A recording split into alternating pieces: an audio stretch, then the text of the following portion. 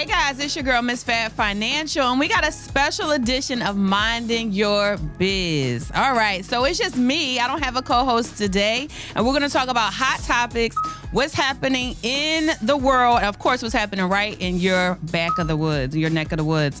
All right, so first things up, right, we're going to talk about, the Epstein files. We already, if you don't know, Jeffrey Epstein is convicted pedophile, high on the totem pole. He was basically, leasing out underage girls to who's who in the world, okay? Not just U.S., in the world. So he was convicted and then he unalived himself, okay? So, of course, it happened in 2019 when Donald Trump was president, and he also, they say he committed suicide, so there's some issues with that. The big uproar that's happening right now, it is tearing the Republican Party apart. So what do you think? What's happening here? Now we have a moral code here? I don't know. But basically, they want to release the list. Who was Jeffrey Epstein's clientele, right? These people are surmising, right, that Donald Trump and his entire family is on the list. Kings and queens are on the list. The who's who. The people even saying that he's working for the Jewish government. I mean, the Israeli government. Okay, there's all things are happening. But the bigger question is our moral code, our fabric here, right? They're saying it's a nothing. It's not a thing. That we have a problem in this country with underage girls, that we're not protecting women and children, right? He had an island in Florida where he would traffic underage girls. Okay. So how do we feel about that, right? The moral fabric of this country is at question. So now the administration is saying, oh, it's a nothing burger. It's nothing. We need to stop talking about Jeffrey Epstein. And we also need to release his cohort, his madam, right? And so how are we grading that? What are we doing? I'm grading it an F. I think we got problems here in this country. You let me know in the comments what you think about the whole Jeffrey Epstein thing, right? I do think it's kind of fanfare, right? I think that it's funny that the Republican Party is torn apart on this issue, but not on immigration, not on civil rights, not on due process, but that we're not releasing the Jeffrey Epstein list, right? What are we going to do with the list? What do you think they're going to do with the list? Once you find out who's on the list, then what? Then what? You're going to see all the kings and queens. You're going to see all your favorite people. And then what? He was already convicted. What y'all think? Like, what are we like? I feel like it's a distraction, but I'm here for it. Okay, I am here for a little bit of distraction. So I'm giving it an A for the distraction, but I'm giving it an F because it really just shows that the Republican Party cares too much about anything. It's really crazy. Like, I hear some of the comments in the why there's division, but I don't understand the division.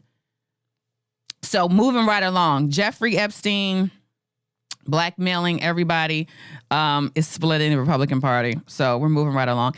The next thing up is new bills in Georgia. Did you guys know that July 1st, there were a ton of bills that were set to go live, not only in Georgia, North Carolina, Florida, there's a ton. So definitely check your states out.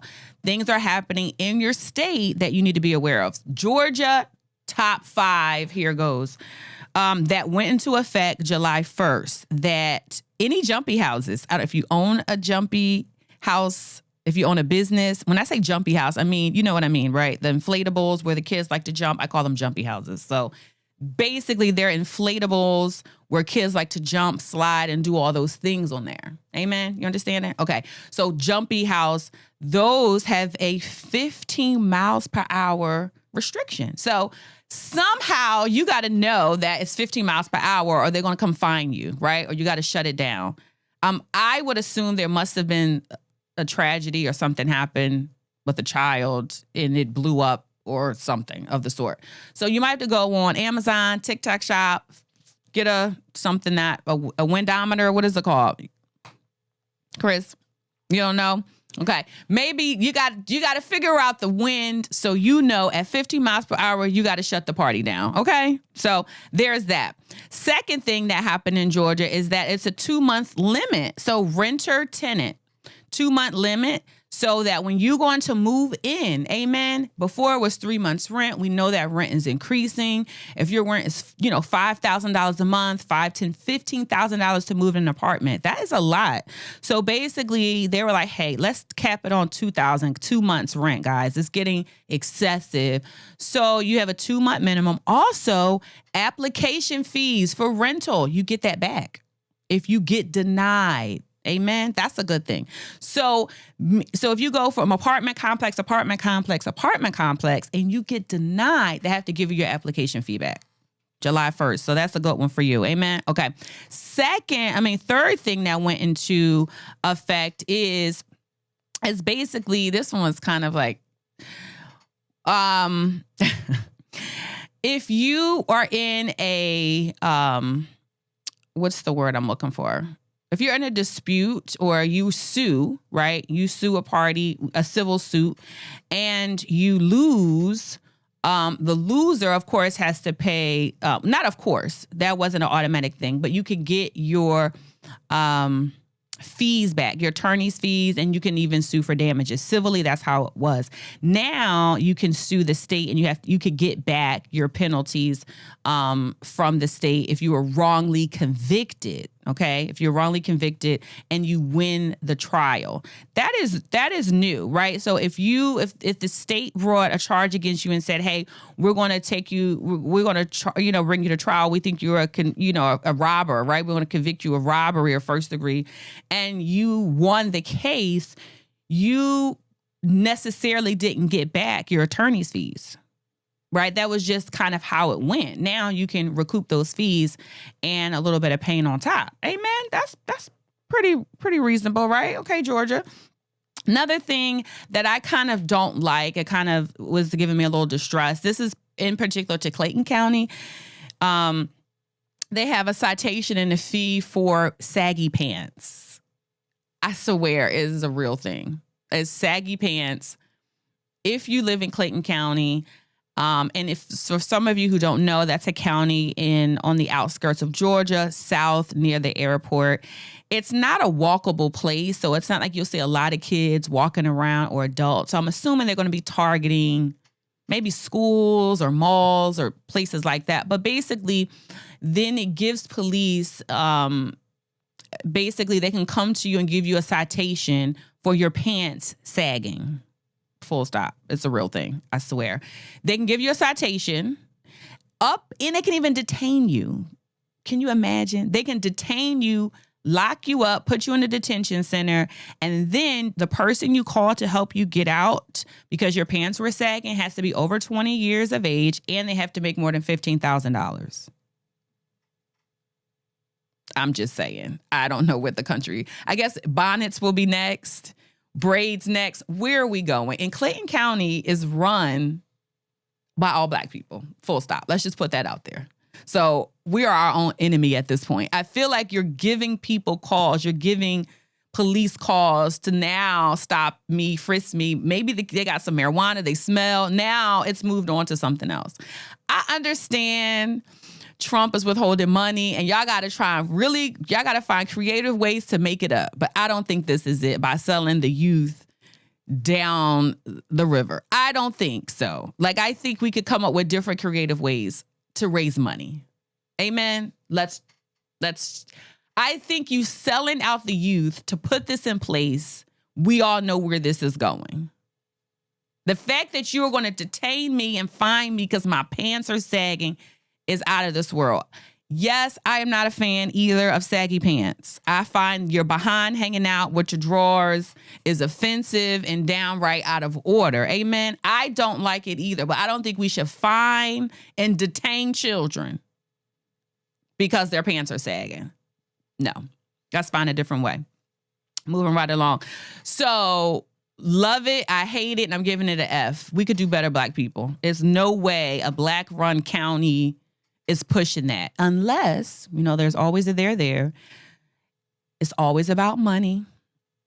So I would assume that whomever is patting their pockets probably own a detention center, probably own a youth something, and they get money per head, right? So it's unfortunate. Those would be the black people that would sell us into slavery at this point. Full stop. Anyway. All right. So next, this is one of my favorites. I hope I'm saying this man's name right. Zohran Mamdani. Maybe? Okay. Zohran, right? There it is. That's the Zohran. I got that HR. I was listening to it several times. Zohran Mamdani, right, is the Democratic candidate for New York. Amen. Yay, if we had some sound in it. And he is a Democratic socialist, and he has been like demonized all across. And this is a layered story. It's a couple different things. He won, overwhelmingly got the support from New York, right, because of his views and his thoughts, which wasn't so far off from Donald Trump's. Full stop. Donald Trump said he's the man of the people. He was going to do no tax on tips. He was going to do no tax on overtime. He said outright no federal taxes. Amen. He said, right? I'm going to lower inflation. Similar sentiment, right? But he's called a socialist, a communist. He's anti-capitalism. They are demonizing this man because of some of the things he wants to put in place for New York City, right? One of the things is lower, almost free transportation. He also wants to put state-funded grocery stores on maybe every other corner. And they're like, oh my God, you're going to put out major stores, right? They're like, no, we shouldn't do that. Even though we already have a very similar model for that, which are grocery stores or marts that are inside of military bases, right? Similar concept. Lower cost, making it more cost effective. It's not profit. Similar to credit unions versus a regular bank. It's usually going to be more cost effective because their model is different, right? It's people first over profits. That's all he's doing, right? Oh, you're going to run out all the businesses. Oh, you're going to run out all the millionaires. They've been saying that about New York City for years. New York is still one of the top producing states in the United States, right? Regardless of what people are saying, it still generates more money than almost any red state. Amen. So yes, it's high in cost, but you get a lot. That culture, that New York state of mind, people want that, right? The workforce is there in New York. That's why businesses and millionaires stay in New York, right? Next, so the other issue, though, is that the Democratic Party is not really supporting him. What is that saying, y'all? What are we doing here? I'm pausing for dramatic effect. Waiting. What are we doing here? What is happening that the Democratic Party is not behind youth? He's young, he's energetic, and he's galvanized, very similar to Bernie Sanders, but half his age. Amen. Because Bernie's good, but Bernie about to Bernie. So what are we saying? And Como said he's going to run anyway. Now, how you like that? You lost, Andrew. You lost. The people did not vote for you, and you said you're going to run anyway. The defiance of white men in their entitlement. Amen. Can you imagine? He said, I'm going to run anyway. Forget that I lost. Mind you, they pushed him out because you had all these sexual assault cases. Like, what? We don't care. Again, the hypocrisy, women and children, we don't care. You were considered a whole predator, sir, and you left. Now you're trying to come back. I don't. Anyway, so do we like it? I love it. I love it. We need that kind of energy. I think the people in New York City they're deserving of it. And Chris Cuomo, go sit down. Not Chris. I'm sorry. I like Chris. That's the brother. Andrew. I'm sorry. Amen. Andrew, go sit down. Go sit down. Give New York City a fresh start. Amen. So that's what's happening. It's a lot of stuff going on. So tell me what y'all think about it. Socialism, a lot of people, I feel like, misunderstand what that is, right? And so we benefit a lot from social programs. Medicaid, which they're gutting. Social Security, which they're gutting. That's on the low end, right? Public education, student loans, all that is a form of socialism, y'all, right? Food programs, Meals on Wheels for the elderly, forms of socialism, but also subsidies that we give in tax savings, contracting that we give to corporations. Those are also subsidies. It's also a form of socialism. And so I really want us to think about how we demonize middle and lower class social programs, but we almost praise and or become sycophantic for billionaire subsidy programs. Like Elon Musk makes $8 million a day from us, from taxpayer money. That's a subsidy for him to experiment and run his company, for SpaceX and all these other things that he's doing, for Grok, like that AI situation that is problematic and anti-Semitic. But anyway, so the point is, I digress. The point is, subsidies happen on the top all the way to the bottom. It's a form of socialism. So don't get distracted by the word. Look it up. Google is free. Socialism is your friend to a certain extent. So he's a social capitalist. Okay. Don't be fooled. All right. So I like it. Let's see. What else do we have here? I got my notebook. So, we could do an Essence Fest thing. How you feel about Essence Fest, Chris? You want to talk a little about Essence Fest? I have never been. So the issues with Essence Fest, I don't have a dog in the fight, but we'll have a conversation about it. Basically, the people of color are boycotting Target because of them divesting, pulling back on DEI programs that they had started to fund, and they started to contribute heavily more into the Black community. And they started to roll those back from pressure from the administration, right?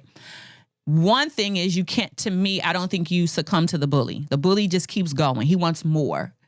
So I feel like sometimes people go, I'm just going to bend the knee and give him his way, but then he wants more from you. And now you're kind of stuck in this kind of weird power dynamic, right? Ask Columbia University. They're living it right now. So anyway, Essence, Target decides to sponsor Essence, or they were always sponsoring them, right? They have a contract. So it's business, guys. So they couldn't just say, F you, Target, right? They're in a contractual agreement, a business agreement that Target's going to sponsor Essence.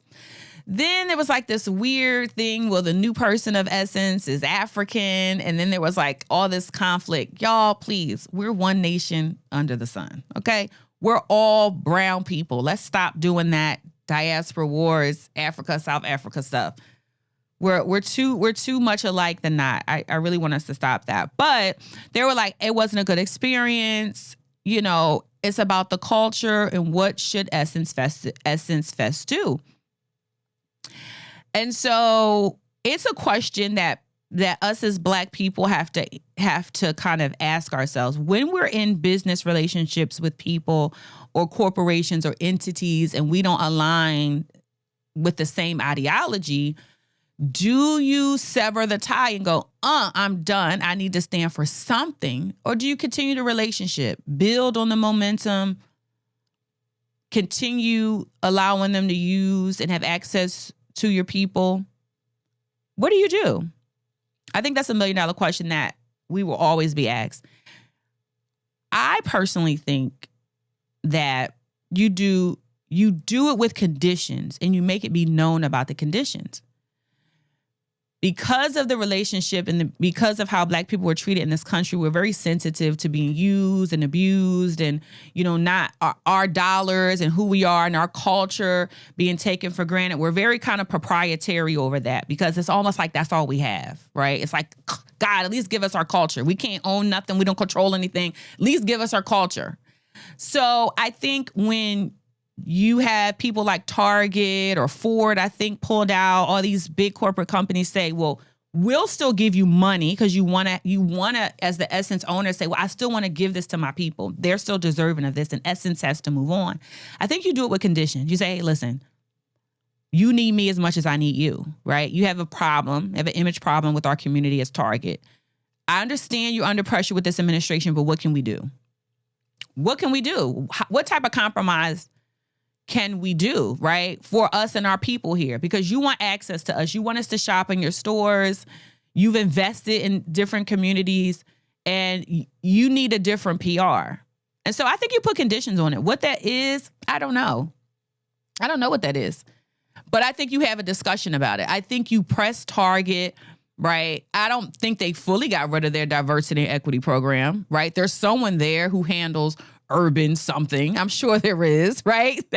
There's an urban something. Every company, there's like, he handles urban affairs. He's the urban, or he's the woman. You know, they have those segments. Amen, Chris, you're laughing, but they do. They be like, he's in charge of urban development, or he's in charge of how are we going to help the urbans? Help us. What does that look like? What does that look like? And let's talk about that, okay? So that's how I feel about it. I think I've went to Essence Festival actually more than a couple years ago. I was pregnant, and I had a blast. I had a good time. I went to the blues something, and I think maybe Nelly was performing. I don't know. It was so long ago, but I had a good time. Amen. So Essence Festival is a celebration of us as a culture, even if it becomes integrated with Africans. I love me. What's the Afro beats and the Ampiano music? I think I'm saying it right. I don't know. It's a South African term. The Ampiano. I don't know. The girl, the Twala. Make me that beat. I love it. It's all of us, y'all. Please. It's the more the merrier. The more the merrier. All right. Here we go. Where am I? Where am I in next? All right, guys. I think that is it for this episode, right? I don't have a co-host. It's just me. So don't forget to like, share, subscribe, tell a friend to tell a friend. Amen. And we'll see you next week. Put something in the comments. Let me know how you feel, right? And don't forget to stay minding your biz. Peace.